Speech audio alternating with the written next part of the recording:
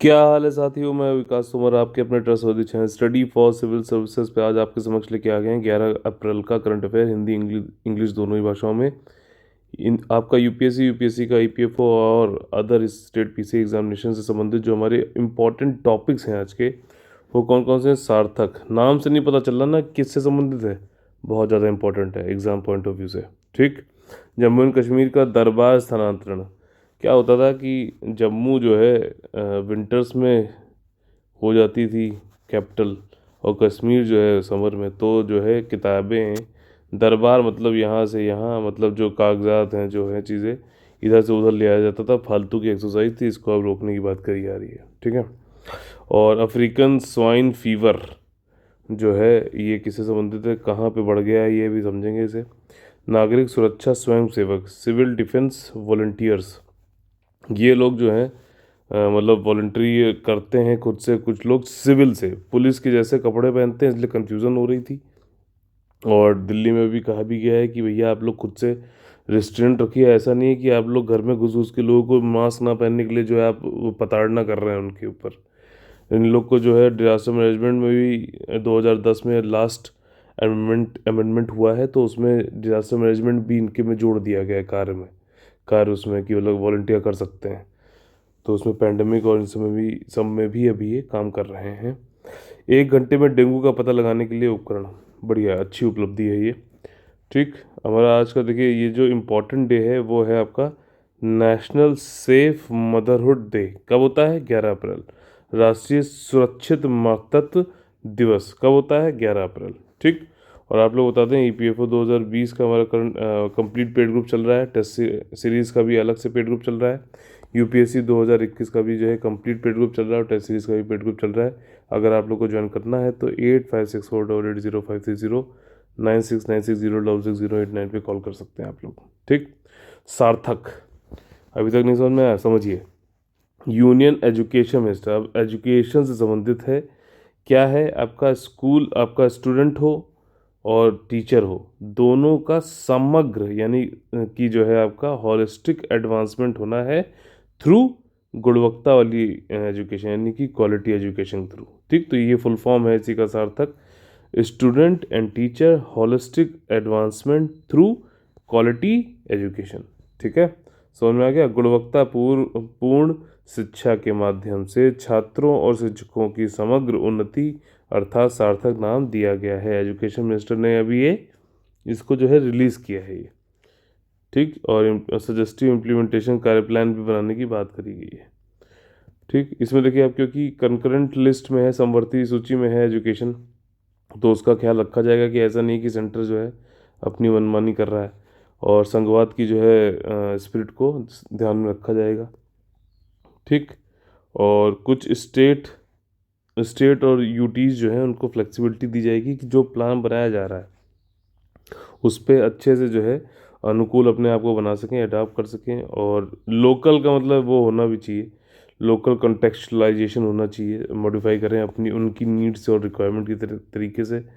Implement ऐसे करना है कि मतलब जो हमारा नेशनल एजुकेशन पॉलिसी है 2020 पे, मेरा वीडियो भी है, आप देख सकते हैं। इसको मतलब कार्यान्वित कर लेना है अगले 10 साल में अच्छे से। और मतलब ताकि जो है स्मूथ और प्रभावशाली जो है इम्प्लीमेंटेशन होनी है।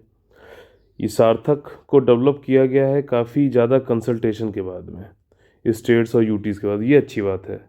पूछ के सबसे करो तो जो है जो भी आप डिसीजन ले रहे हो उसमें ज़्यादा अड़चन नहीं आती है। ऑटोनोमस बॉडी, इन सब से भी बात करी गई है। सार्थक जो है उसको प्रिपेयर किया गया है, मतलब ये एक ऐसा भी नहीं है कि बहुत रिजिड डॉक्यूमेंट है। इसमें समय के साथ साथ जो है इवॉल्व भी हो सकता है, कुछ और ज़रूरत होगी तो उसमें चेंजेस भी हो सकते हैं, अपडेशन भी हो सकता है, फीडबैक जैसे जैसे आता रहेगा हितधारकों के द्वारा, यानी कि स्टेक होल्डर्स के द्वारा।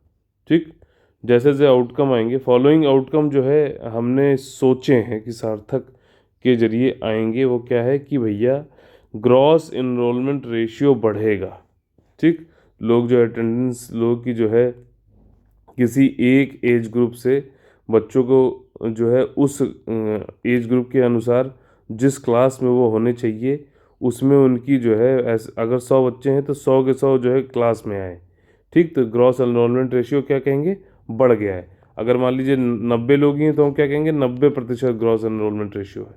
ठीक, तो ये वाली चीज़ है। और ट्रांजिशन रेट बढ़ेगा, ठीक, रिटेंशन रेट बढ़ेगा, लोग आएंगे रुकेंगे भी। जैसे कि मिड डे मील का पहले जो है मेन मकसद यही था कि लोग जाएं रुकें भी, रिटेन भी करें, ऐसा ना हो खाली रजिस्ट्रेशन के टाइम पे आते हैं, पंजीकरण के टाइम पे बाद में भाग जाते हैं। ठीक है, और रिडक्शन, ड्रॉप आउट में रिडक्शन होगा, लोग जो है पढ़ना चाहेंगे, पढ़ेंगे, आउट ऑफ स्कूल चिल्ड्रन भी जो है कम होंगे। अब ये कम होंगे तो एक काम सीधे सीधे तो कम हो जाएगा ना, चाइल्ड लेबर भी कम हो जाएगा, लोग ज़्यादा स्कूल जाएंगे तो। और बोर्ड एग्ज़ाम में जो है उसमें सुधार लाना है, और कई सारे जो एंट्रेंस टेस्ट हैं उसमें भी सुधार लाना है। इसमें ये भी किया जा रहा है कि इंटीग्रेशन किया जाएगा वोकेशनल एजुकेशन का। ठीक, व्यावसायिक शिक्षा जो होती है, sports, art, knowledge of India, 21वीं सेंचुरी स्किल्स, ठीक, मतलब 21वीं सेंचुरी की कौशल और नागरिकता की मूल्य, अवेयरनेस ऑफ एनवायरनमेंट कंजर्वेशन, इन सबको करिकुलम में जोड़ा जाएगा मतलब कई सारे स्टेजेस में। ठीक, काफ़ी इम्पॉर्टेंट है ये सार्थक जो स्कीम है, इसमें सारी चीज़ों को जोड़ा गया है। और इसमें जो होलिस्टिक वर्ड यूज़ किया गया, वाकई में होलिस्टिक काफ़ी बनाया है इसे। इम्प्रूवमेंट जो है लर्निंग आउटकम में करना है हर स्टेज पर, टीचिंग एंड लर्निंग, मतलब टीचर पे भी ध्यान दिया जा रहा है।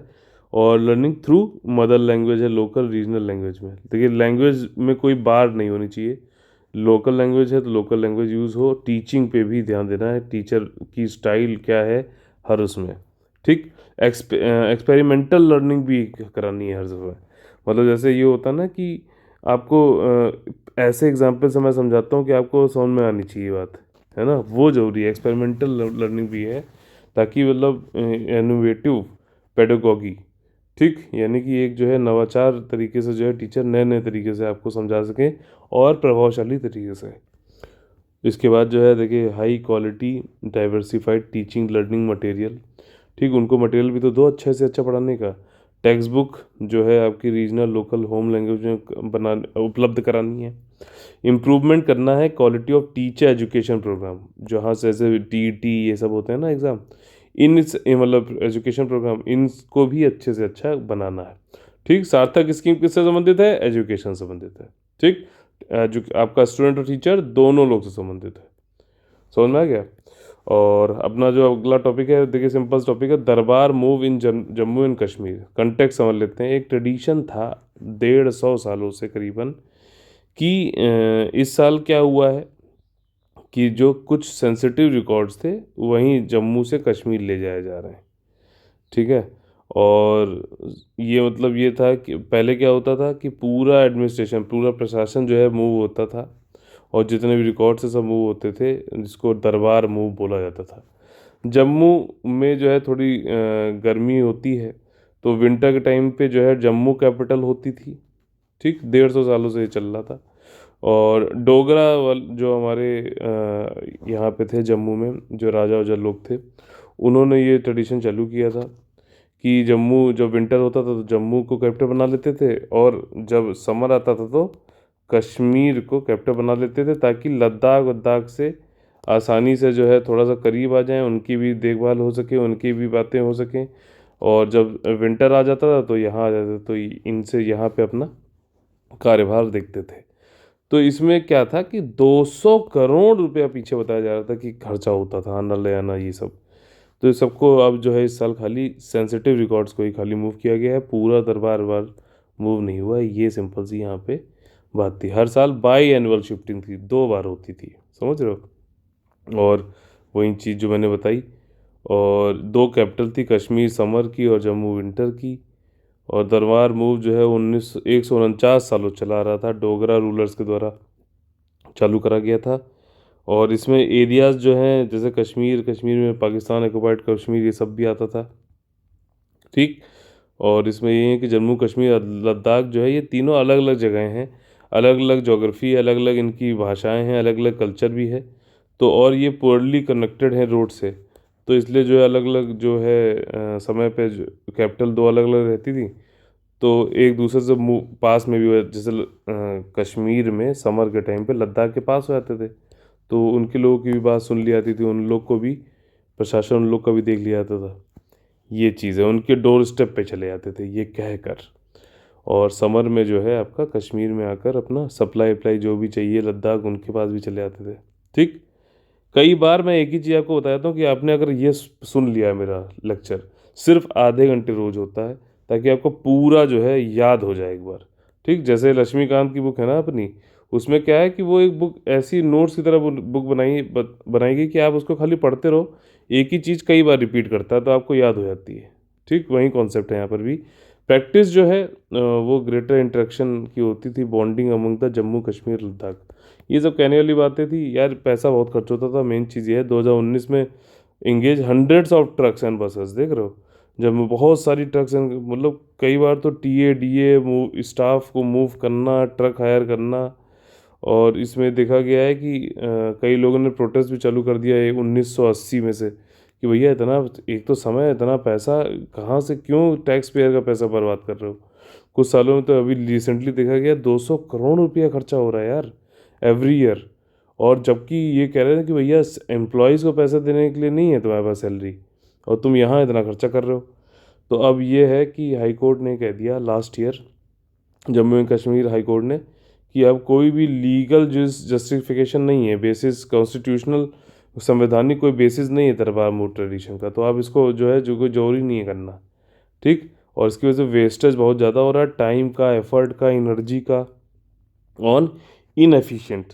ठीक है, मतलब अदक्ष और अननेसेसरी एक्टिविटी में।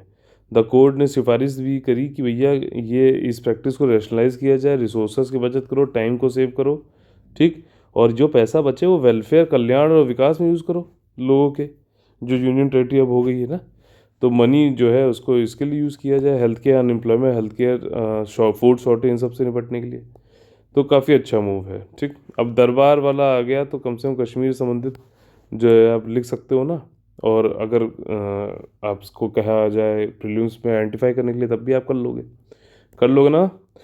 अच्छा, अब देखिए अगला जो हमारा टॉपिक है अफ्रीकन स्वाइन फीवर।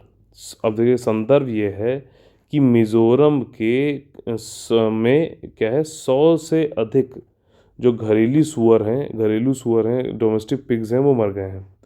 और ये मतलब प्रिलिमिनरी प्रारंभिक टेस्ट में समझा गया है कि अफ्रीकन स्वाइन फीवर इसका जो है कॉज ऑफ डेथ है।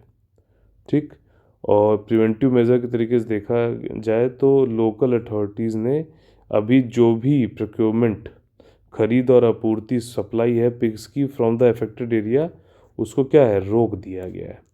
ठीक। अब देखिए ये इम्पोर्टेंट बहुत फिगर है इसमें, ये समझ लेते हैं पहले तो, ये इसकी कोई वैक्सीन है नहीं। जो जो देखो, डोमेस्टिक और जंगली सुअर दोनों में से किसी को भी हो सकता है, ये बात समझ लेना।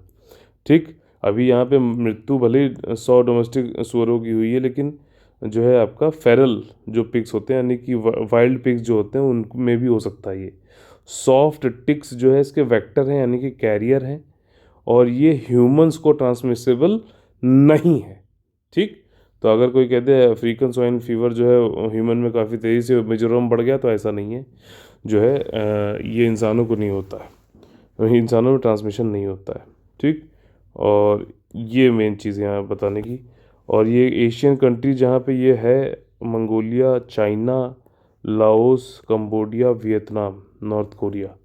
ठीक। और इसके सिम्टम यही है, रेडनेस हो जाती है स्किन की, वॉमिटिंग, डायरिया और बहुत तेज़ बुखार। ठीक। तो ये सारी चीज़ें, ये हाईली कंटेजियस है, डेडली वायरल डिजीज़ है, डोमेस्टिक और जंगली सुअर दोनों के लिए ही। और ह्यूमन को कोई थ्रेट नहीं है, ट्रांसमिट नहीं होता है, फूड सेफ्टी इशू नहीं है। ठीक। फूड सेफ्टी इशू नहीं है, मतलब इसको खावा सकते हैं आराम से ह्यूमंस, ये वाली बात है।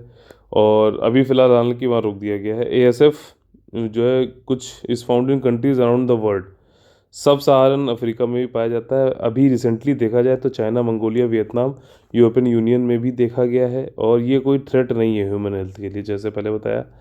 और कोई भी एनीवन वो works with the pigs should be familiar. क्या साइन हो सकते हैं जिससे हमें पता चले कि ये हो सकता है कि सुअर में एएसएफ हो गया है, कि तेज बुखार हो गया है, भूख कम लगना, कमजोरी, लाल धब्बेदार त्वचा, त्वचा के घाव, दस्त, उल्टी, खांसी और सांस लेने में कठिनाई। ठीक। तो ये सब आपने समझ लिया यहाँ पर, ये इम्पॉर्टेंट है। अब एग्रीकल्चर के साथ में एलाइड भी तो हमारे साथ है ना, पोल्ट्री और ये सब भी, इसके बारे में भी क्वेश्चन पूछ सकता है। ठीक, आगे जो हमारा टॉपिक है वो है नागरिक सुरक्षा स्वयंसेवक। अब देखो संदर्भ ये है कि दिल्ली पुलिस ने एक स्टेटमेंट निकाला और कहा कि सिविल डिफेंस पर्सनल जो हैं, नागरिक सुरक्षा कर्मियों जो हैं, जिनको दिल्ली सिविल डिफेंस वॉलंटियर भी कहा जाता है, उनके पास कोई पावर नहीं है। ऐसा दिल्ली पुलिस बोल रही है कि वो लोगों को रोक सकें, पुलिस की बैरिकेडिंग लगा दें, समझ रहे हो, पुलिस की बैरिकेडिंग लगा दें और प्रोसिक्यूट कर सकें उन लोगों को जो कोविड-19 का के जो भी लॉ हैं, जो भी बनाए गए उसका उल्लंघन कर रहे हैं। ठीक, अगर वो मतलब ऐसा वे जैसे मास्क वास्क नहीं पहनना, तो ऐसा नहीं है कि आप पुलिस बैरिकेडिंग लगा के आप उनको रोकें और उनको जो है कुछ प्रोसिक्यूट कर रहे हो। ठीक है ना, ये आप मतलब नहीं है उनके पास ताकत इतनी, उनको दंड वंड करने का अधिकार नहीं है, ऐसा दिल्ली दिल्ली पुलिस ने बोला है दिल्ली सिविल डिफेंस वॉलंटियर्स को। अब हो क्या रहा था, कारण यह है कि उनकी भी खाकी की यूनिफॉर्म है जो वॉलंटियर्स हैं, तो इससे काफ़ी डिफ़िकल्टी हो रही है पीपल को कि डिस्टिंग्विश करना, और इससे लोग जो है काफ़ी, समझ रहे हो ना, कि जुर्माना और फालतू पैसा भी हट रहा है और पुलिस बदनाम हो रही है, ये वाली बात है। तो पुलिस को बड़ी दिक्कत हो रही है कि जब हम कर भी नहीं तब भी कर रहे हो, जब करें तो बात अलग है। तो ये वाली चीज़ है, आइडेंटिकल खाकी की यूनिफॉर्म होती है तो पहचानना मुश्किल हो रहा है कि पुलिस कौन सी हो, वॉलंटियर कौन सा है, और इसकी वजह से काफ़ी जो है झड़प हो रही है। ठीक, ऐसा सिचुएशन अभी हुआ भी कि आईआईटी दिल्ली के पास में काफ़ी जो है मुक्केबाजी हो गई थी। तो अब देखिए सिविल डिफेंस वॉलंटियर होते हैं क्या है, दिल्ली में अगर देखा जाए तो मैन एंड वीमेन दोनों ही जो है डिस्ट्रिक्ट मजिस्ट्रेट के अंतर्गत ये काम करते हैं। ओवरऑल कमांड जो होता है इनके ऊपर जो है डिविजनल कमिश्नर का होता है। ठीक, जिसको कि डीएम भी रिपोर्ट करता है। ये वॉलंटियर जो है सिविल डिफेंस एक्ट 1968 के अंतर्गत जो है शासित होते हैं, इसके अंतर्गत चलते हैं, कार्य करते हैं। और इसमें कई सारे अमेंडमेंट हुए, लास्ट 2010 में अमेंडमेंट हुआ था जब डिजास्टर मैनेजमेंट भी एक रोल जोड़ दिया गया सिविल डिफेंस वॉलंटियर्स के कार्य में। ठीक, और सेंटर जब ने ये भी कहा कि डिजास्टर मैनेजमेंट एक्ट को जब इन्वोक किया कोविड-19 आउटब्रेक के चक्कर में, तो वॉलंटियर के कार्य में मतलब वॉलंटियर स्पॉटलाइट में भी आ गए। इनका कार्य ये दिखने लग गया कि हाँ भैया अपना, इनका भी ये कोई जो है अपना कार्य है और इनका भी अपना दायित्व है जो ये पूरा कर रहे हैं। नागरिक सुरक्षा स्वयंसेवकों की भूमिका, रोल क्या है इनका, इन मतलब इस सिविल डिफेंस एक्ट 1968 के अनुसार अगर समझे तो ये इनका डिफेंस जो है, सिविल डिफेंस क्या मतलब होता है। ठीक, आपका नागरिक सुरक्षा क्या है, इसकी डेफिनेशन ये है कि ये ऐसा मेजर है, ऐसा उपाय है not amounting to actual combat, ये नहीं कि असली जो है कॉम्बैट वॉम्बैट, जिसके तहत हाथापाई या संघर्ष नहीं हर समय किया जाता, केवल भारत में शत्रुतापूर्ण हमले से व्यक्तियों, संपत्तियों, स्थानों की सुरक्षा करने के लिए ऐसा किया जाता है। ठीक, तो डिफेंस है, ये ऑफेंस नहीं हो सकता है, समझ रहे हो बात, आपको बचाव करना है, ये चीज़ है। जैसे कि लोगों को लाइसेंस दिया जाता है, आम लाइसेंस सिविलियन को, तो वो ऑफेंस के लिए नहीं दिया जाता है, सेल्फ डिफेंस के लिए दिया जाता है, वैसे ही यहाँ पर भी है। ठीक, और 2010 में अमेंडमेंट होने के बाद में डिजास्टर मैनेजमेंट भी रेस्पॉन्सिबिलिटीज़ में जोड़ दिया गया। बेसिक रोल देखिए वॉलंटियर का यही है कि जो लोकल एडमिनिस्ट्रेशन है, जो पुलिस है, उसकी सहायता करना, उसको असिस्ट करना। ठीक, और पेंडेमिक के दौरान वॉलंटियर जो है फ्रंट लाइन पे आके अपना कार्य समझें, अपनी जिम्मेदारी समझें और पार्टिसिपेट करें, ताकि जो हॉटस्पॉट्स हैं, फूड का वितरण करना, ये सारा काम पे वो जुटें। बहुत बहुत हेल्प हो जाती है, लोकल के लोग अगर मिलते हैं, सिविल डिफेंस वाले मिलते हैं तो। ठीक, और कई मैंने अभी रिसेंटली मंथ में देखा भी गया है कि डीसीडी वॉलंटियर जो है वो डिप्लॉय किए गए थे, सोशल डिस्टेंसिंग के मतलब लोग पालन करें मार्केट्स में। ठीक, वैक्सीनेशन साइट्स पे भी इनको डिप्लॉय किया गया था। ठीक, और आप समझ रहे हो दिल्ली पुलिस ने बोला, दिल्ली पुलिस जो है आपकी, दिल्ली की जो इलेक्टेड गवर्नमेंट है उसके अंतर्गत आती नहीं है, तो सिविल डिफेंस वॉलंटियर्स का सहारा ले रही होगी ये आपका केजरीवाल वाली गवर्नमेंट, तो इसलिए थोड़ा ज़्यादा इसमें वो हो रही है अभी, समझ रहे हो। How are the civil defence volunteer recruited, इनका रिक्रूटमेंट जो होता है वो दिल्ली गवर्नमेंट करती है समय समय पर। 18 साल के ऊपर होने चाहिए, प्राइमरी लेवल की जो है एजुकेशन क्वालिफिकेशन होनी चाहिए, इन मोस्ट केसेस कक्षा 8 भी पास है तो चलेगा। ठीक, तो ये सिविल डिफेंस वाला जो है एक अनोखा सा अलग सा एक कॉन्सेप्ट है, बहुत इंपॉर्टेंट है, मैं बता रहा हूँ। इस तरीके के यूपीएससी आराम से क्वेश्चन पूछ लिया करता है। अगला जो हमारा टॉपिक है वो है कि 1 घंटे में डेंगू का पता लगाने के लिए उपकरण बन गया है। अब मतलब वर्कलोड कम हो सके हेल्थ हेल्थ केयर जो स्वास्थ्य कर्मी हैं उनका, तो आईआईटी दिल्ली ने ये डेवलप किया है हैंडहेल्ड डिवाइस। हाथ में लेके आप आराम से डायग्नोसिस कर सकते हो डेंगू का, डेंगी भी बोलते हैं लोग। उपरोक्त समाचार के बारे में अगर समझें अबाउट इट, दो टेस्ट रिजल्ट है वो 1 घंटे के अंतर्गत आ जाएगा। और पहले अभी जो था सिस्टम वो 1 दिन लेता था, वो 1 दिन से ज़्यादा। आईआईटी दिल्ली ने कोलैबोरेट किया आपका किसके साथ में, आईसीएमआर के साथ में, ICMR NIMR, national institute for malaria research. ठीक, ये मलेरिया रिसर्च नहीं है, ये Indian council of medical research है, ध्यान रखना। Has tested the hand held device on blood samples. उन्होंने टेस्ट किया हैंडहेल्ड डिवाइस को ब्लड सैंपल्स पे जो कि कलेक्ट किए गए थे कई सारे इंडिविजुअल्स के से। ठीक, रिसर्चर्स जो थे आईआईटी ने, उन्होंने कहा कि अर्ली डायग्नोसिस होने से हम पेशेंट की हेल्थ को बिगड़ने से रोक सकते हैं। और लेकिन अभी जैसे हम देख रहे हैं कि जो न्यूक्लिक एसिड डिटेक्शन जो हम अभी करते हैं जैसे आरटीपीसीआर के जरिए, वो अभी टाइम टेकिंग है और एक्सपेंसिव भी है। ठीक, आरटीपीसीआर जो है कोविड को भी वो करने के लिए आ रहा है आजकल, टेस्ट करने के लिए। ठीक, इसका फुल फॉर्म आप लोग यहाँ पे जरूर लिखिए, पूछ सकता है। ठीक, और ये जो these type of common diseases जो हैं इनके लिए जल्दी स्केलेबल और पॉइंट ऑफ केयर डायग्नोसिस होनी चाहिए, तुरंत मतलब करो, ताकि इसका जो है जहाँ से वो पनप रहा है वहीं पे ख़त्म हो सके, ताकि इससे वर्कलोड भी हेल्थ केयर प्रोफेशनल्स का कम हो। और जो है ऐसा कौन कह रहा है, glancing angle deposition research group, जो कि आईआईटी दिल्ली का है, फिजिक्स डिपार्टमेंट का, उसने जिसने ये डेवलप करी है हैंडहेल्ड जो है सरफेस इनहेंस रमन स्पेक्ट्रोस्कोपी। ठीक, बेस प्लेटफॉर्म इसको बनाया है जो कि डेंगू को 1 घंटे के अंदर मतलब बता देगा कि डेंगू है कि नहीं, early diagnosis of dinghy virus. ठीक, ये इंटीग्रेटेड डिवाइस है, क्या फुल फॉर्म है इसका, सरफेस इनहेंस्ड रमन स्पेक्ट्रोस्कोपी। ठीक, रमन स्पेक्ट्रोस्कोपी क्या भी बताऊंगा। इंटीग्रेटेड डिवाइस है और ये डिफरेंशिएट कर सकता है ब्लड सैंपल्स में, तीन तीन सेट ऑफ ब्लड सैंपल्स में, कि डेंगू पॉजिटिव है, निगेटिव है या फिर हेल्दी है। ठीक, और मेथड प्रोवाइड करता है आपका sensitive rapid and field deployable, हाथ में लेके चले गए आराम से, कहीं पे भी कर लिया और जल्दी इसको आप पता भी कर सकते हो। ठीक, रमन स्कैटरिंग, अब देखिए सीवी रमन जो थे उनके नाम पे रखा गया है। किसी पे लाइट गिरती है फिर उसकी वजह से रेले स्कैटरिंग अलग होती है, रमन स्कैटरिंग अलग होती है। और क्या अलग मतलब इसकी वजह से कलर भी थोड़ा सा अलग होता है स्कैटरिंग में। तो हम इससे समझ भी सकते हैं कि भैया जिस पे ये गिरी थी लाइट वो कौन सा मेटल है, कौन सा धातु है, ये भी हम पता कर सकते हैं। ठीक है, तो हम क्या करते हैं कि रिमोट सेंसिंग वाले सेटेलाइट के जरिए जैसे पता लगाना हमें कि गोल्ड है कि आयरन है कि नहीं है, तो हम यहाँ से भेजते हैं, तो उसमें एक पर्टिकुलर अगर वो स्कैटरिंग कर रहा है तो हमें समझ में आ जाएगा कि अच्छा यहाँ पे ये पर्टिकुलर वाला मेटल या फिर धातु मौजूद है। रमन स्कैटरिंग का बहुत उपयोग है। और अब देखिए इसमें थोड़ा सा यहाँ पे समझ लेते हैं, रमन प्रकीर्णन जो होता है, रमन प्रभाव पदार्थ द्वारा फोटोन का अतीन्द्रिय प्रकीर्णन है, जिसका अर्थ ऊर्जा का आदान प्रदान और प्रकाश की दिशा में परिवर्तन है। ठीक है, मतलब जब ये रमन इफेक्ट जो होता है ये in elastic scattering of photon है। ठीक, in elastic scattering of photon है बाई मैटर, मतलब ऐसा नहीं है कि ये आप मतलब कोई आपने एक लाइट डाली तो वो हमेशा उसके हिसाब से बढ़ भी जाए अगर आपने इंटेंसिटी चेंज करी।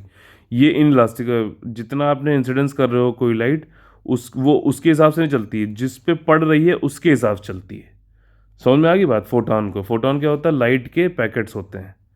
ठीक, और ये एक्सचेंज ऑफ एनर्जी और चेंज इन लाइट डायरेक्शन हो जाता है इसके जरिए। मेन चीज़ जो मैंने आपको बताई कि समझ में आ जाता है किस धातु पे किस पे क्या पड़ रहा है। अलग अलग चीज़ें हमने पहले निकाल ली हैं एक्सपेरिमेंट करके लैब में, और फिर जब इसको जब प्रैक्टिकली करते हैं तो उसके हिसाब से अगर ये फिर स्कैटरिंग होती है तो हम समझ जाते हैं अच्छा ये पर्टिकुलर चीज़ है यहाँ पर। ठीक, तो ये जो इफेक्ट है इन्वॉल्व करता है vibrational energy being gained by the molecule as incident photon from a visual nature. ठीक, और ये नॉर्मल स्टोक्स रमन स्कैटरिंग बोला जाता है। और ये the effect is exploited by the chemist physicist to gain information about the material for a variety of purpose. वही चीज़ है, सिंपल इसका एप्लीकेशन समझना जरूरी है। रमन स्पेक्ट्रोस्कोपी की विभिन्न रूपों को निष्पादित करके विभिन्न प्रयोजनों के लिए सामग्री के बारे में जानकारी प्राप्त करने के लिए, सामग्री को ही जानना, आइडेंटिफाई करना सबसे मेन चीज़ है, और उसका उपयोग रसायनज्ञ और भौतिकवादविदों द्वारा प्रभाव का उपयोग किया जाता है।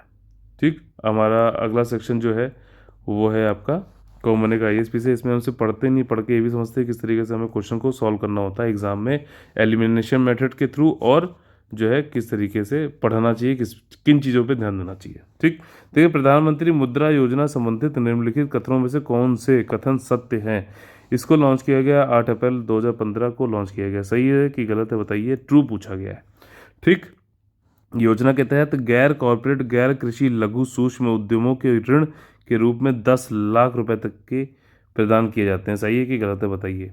ठीक, मुद्रा योजना में याद आ रहा है ना आपको, शिशु और जो है लोन मिलते हैं अलग अलग, शिशु हो गया, तुषार हो गया। ठीक, उपरोक्त योजना के तहत पुरुष, महिला और ट्रांसजेंडर 3 श्रेणियां हैं, तो ये भी ठीक लग रहा है। तो देखिए यहाँ पे जो ऑप्शन जो है तीसरा वाला वो गलत है एक्चुअली। इसमें जो है 3 श्रेणियां नहीं है। ठीक, 3 श्रेणियां नहीं है इसमें। इसमें एक्चुअली लोन की जो श्रेणियां हैं वो आपका जो है ये इस नाम से है, शिशु, किशोर और तरुण के नाम से है।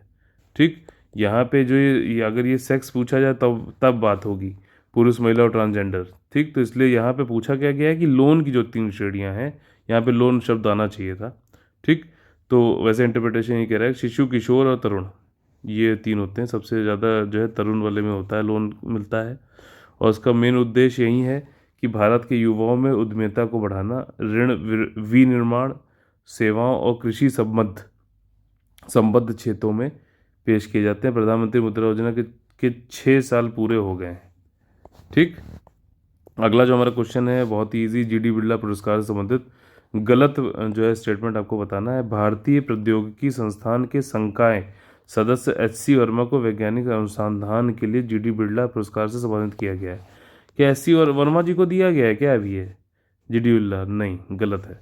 ठीक, पहला स्टेटमेंट गलत हो गया, तो ये वाला हो सकता है क्योंकि गलत ही पूछा गया है। ठीक, अगला स्टेटमेंट यह है कि अवार्ड के बिरला फाउंडेशन द्वारा 1991 से चालू किया गया है to honour the Indian philanthropist Ghanshyam Das Birla.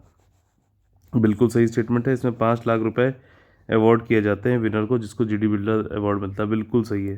तो देखिए इसमें ऑप्शन आपका ए वाला जो हो जाए, क्योंकि गलत वाला पूछा था। यहाँ पे एच.सी. वर्मा नहीं, सुमन चक्रवर्ती जी हैं, आईआईटी के प्रोफेसर हैं, और उनको अवार्ड किया गया 30वां जीडी बिरला वाला अवार्ड। ठीक, फॉर साइंटिफिक रिसर्च। तो इसी प्रकार से हमारा आज का सेशन खत्म होता है। प्लीज़ लाइक शेयर सब्सक्राइब जरूर करिए, और अगर आप लोग हमारे कंटेंट का आपको लोग को अच्छा लगता है तो आप लोग हमारे पेड ग्रुप से जुड़ सकते हैं। आपका यूपीएससी 2021 और जो है ईपीएफओ 2020 का जो है कंप्लीट पेड ग्रुप और टेस्ट सीरीज दोनों चल रही हैं। आप दोनों में से किसी को भी ज्वाइन कर सकते हैं। ज़्यादा जानकारी के लिए 8564880530 9696606608 पे कॉल कर सकते हैं। तो चलिए इसी प्रकार से आपसे मुलाकात होगी कल सुबह फिर से गर्म प्याले के साथ में। तब तक लेते हैं आप लोग से अलविदा। जय हिंद, जय Bharat, all the very best है। खूब पढ़िए, खूब बढ़िए, खूब लड़ते रहिए, क्योंकि आपको अपना सिलेक्शन खुद ही सुनिश्चित करना है।